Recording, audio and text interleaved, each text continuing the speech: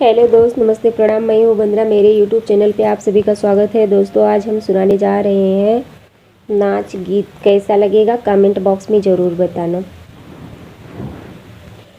Nebula फरेला घोपेदार छोटी नदी, नेबुला फरेला घोपेदार छोटी नदी, नेबुला ही बिनी बिनी में भरले डेलरिया, अरे भरले डेलरिया, बेच गले भदोही के बाजार छोटी नदी, बेच गले भदोही के बाजार छोटी नदी।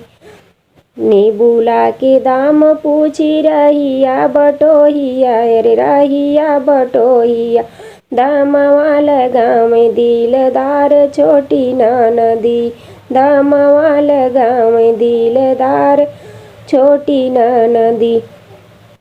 मीठी मीठी बतिया बोलेला दिलदारवा, अरे मीठी मीठी बतिया बोलेला दिलदारवा, तू तो मोरी बचपन की यार छोटी नदी, तू तो मोरी बचपन की यार छोटी नदी, बचपन की यार ऊ है हमारा सजनवा, बचपन की यार ऊ है हमारा सजनवा, सजना है सिंगारवा हमारे छोटी नदी, सजना है सिंगारवा हमारे छोटी नदी।